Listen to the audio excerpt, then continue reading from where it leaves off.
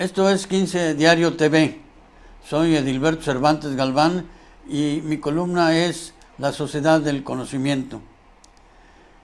Los últimos días, en los últimos meses, el debate político en México en torno a la educación pues ha tomado diferentes matices. Sin embargo, la mayor parte de este debate se ha dado de manera muy politizada, como regularmente sucede. Tampoco habría que decir que es algo muy raro. Sin embargo, pues yo espero que en algún momento alguien realmente haga la historia de lo que pasó con la educación en los últimos 20 años y más específicamente del gobierno del presidente Peña Nieto al término de su mandato.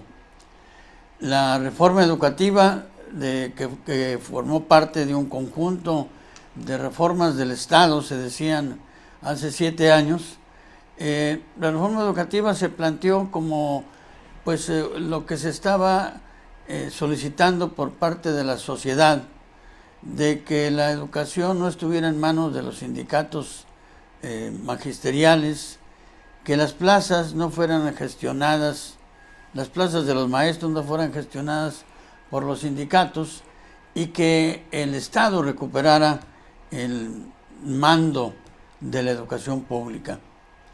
En realidad, para recuperar ese mando del Estado sobre la educación pública, no era necesaria la reforma constitucional que se planteó. Para recuperar el manejo de las plazas, pues tampoco, porque el manejo de las plazas se daba o se compartía con los sindicatos por acuerdo del gobierno con los sindicatos, no porque hubiera una ley o porque la Constitución así lo señalara. O sea, tampoco para eso había que cambiar la Constitución.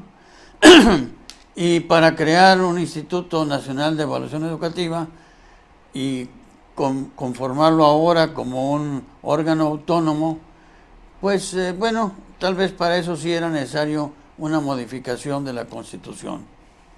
6 años después de ese esfuerzo de reforma con el gobierno de Peña Nieto, podemos ver cómo se manejó o mal manejó todo el proceso de instrumentación de dicha reforma.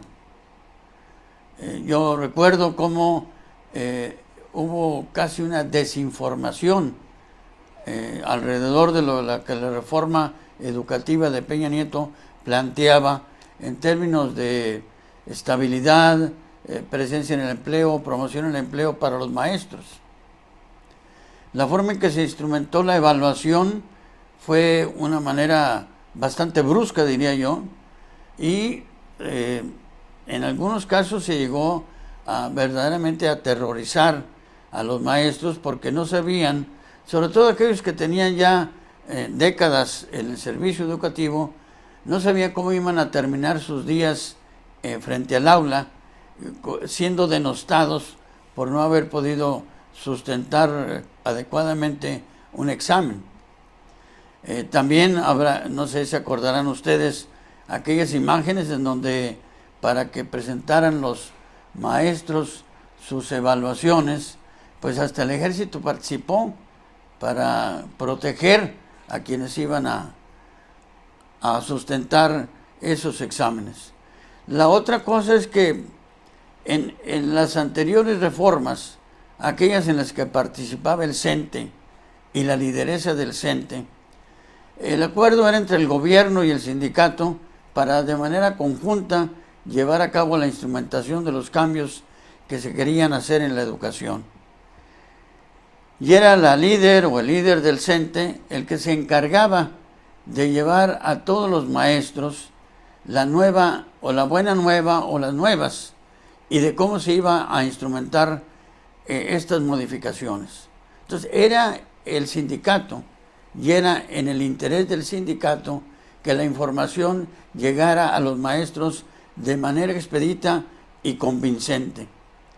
En el caso de la reforma de Peña Nieto, como esta no se concertó con el sindicato, no hubo quien se ocupara de bajar, como dicen los maestros, de bajar la información a los maestros que están frente al grupo. Nadie les bajó la información. La Secretaría de Educación Pública fue incapaz de establecer un mecanismo de información que les diera a los maestros certeza de en qué iba a consistir, cómo se iba a aplicar y las consecuencias de la evaluación. Ahora, con el abandono de aquella reforma educativa, como dice el presidente, de la mal llamada reforma educativa, y ahora la reforma educativa que vamos a asistir, o que está en curso, hay gente que dice, y critica todo lo que se está haciendo, y considera que esto es una manera simplemente de López Obrador de responder a los acuerdos que no se conocen, pero acuerdos que se señalan que debió haber tomado él, López Obrador, con la CENTE para propósitos electorales. Sin embargo, yo les diría que, bueno, si ese es el compromiso de López Obrador, y si es un compromiso electoral, como lo es un compromiso de campaña, pues es tan válido como otros que reclaman que aunque no nos guste el muro de Trump, pero pues es una promesa de campaña de Trump, entonces pues va a tener que buscarla a como dé lugar. Yo creo que no es el caso, porque aquí el agravio o el acuerdo que tenga AMLO con la CENTE, o que pueda tener, no es igual ni es equivalente al agravio que se le dio a todo el magisterio en todo el país, independientemente de su militancia sindical. Este es 15 Diario TV.